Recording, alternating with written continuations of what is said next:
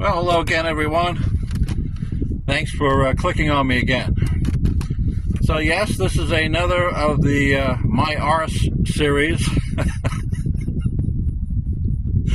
You may recall last year I did a couple videos with that included that title. One of them was In My Arse. It was about a preposition that gets translated in. Usually it should be translated with. They translated it in because they were trying to eliminate works. Another My Arse series I did was Saved My Arse. That ended up being a 5 or 7 part series, I forget. Well, today I had planned on doing this rather lengthy PowerPoint presentation, and I was thinking, how many people are actually going to stick around to watch 20 slides of my PowerPoint? How many people are going to hang for the whole 50 minutes as I go through the original language and discuss the verb G264, hamartane, and the noun 266, hamartia, which gets translated sin, both of them, or the adjective hamartólos, 268. So I was going to take you through 2 chapters of the New Testament, John chapter 8, Romans chapter 5, and show you every appearance of those 3 words in the sin family, shall we call them. 264, the verb, 266, the noun, 268, the adjective. They get translated sin, sinning, sinner, okay? Well, again, who is going to watch 55 minutes of this presentation with 20-umpteen slides as I go through each appearance of those 3 words of the sin family in both John chapter 8 and Romans chapter 5? And it occurred to me, even I wouldn't sit through that. So I'm not going to make you sit through it. All right, so I am going to say is this, though.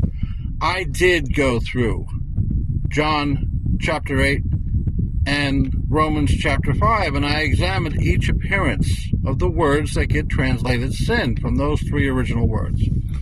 And once again, we have Protestant translators trying to spin us with the word sin. Yes, in most cases, that word should have been translated disobedience.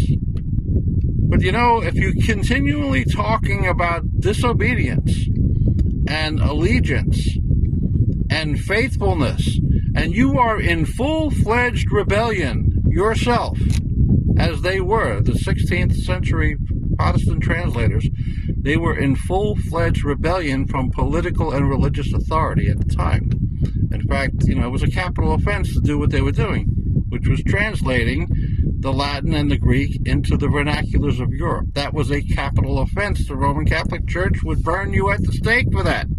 So they could not translate words that, like sin, into disobedience or rebellion, because that's what they were guilty of, disobedience and rebellion. So they translated it into this English catch-all word, sin, which is talking about guilt. It's talking about fault, error. More often than not, it's not talking about sins of the flesh. It's talking about disobedience and guilt for the disobedience. So be careful not to be spun by this catch-all word, sin. It's not talking about whoremongering most of the time. It's not talking about substance abuse, thievery, all right? It's talking about rebellion from properly instituted religious authority. Often it's talking about idolatry. All right, so it's not talking about sins of the flesh. We have these sinless perfection cults out here because we see the appearance of these 3 words, which appear collectively almost 200 times in our New Testament. The verb 264, the noun 266, and the adjective 268. I added them up. It was close to 200 times that these words that get translated sin appear in our New Testaments. So, if we reflexively think of sin as cheating on your wife, well, we're going to think that the Bible is obsessed with our own personal morality. Well, actually, it does have a lot to say about personal morality, but many times the emphasis is on disobedience to King Jesus or to God. All right, so you look very closely in John chapter 8, Romans chapter 5, and substitute sin for disobedience or fault or guilt. And you will see, you will come away with a completely different exegesis. But they could not, the original Protestant translators couldn't use words like disobedience. Just for the same reason they couldn't use words like allegiance when they translated G4100, pistuo, which we read in our English Bible today.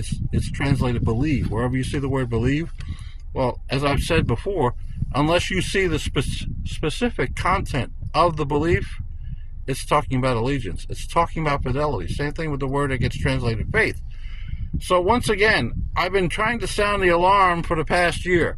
Try not to be spun by the Protestant spin masters.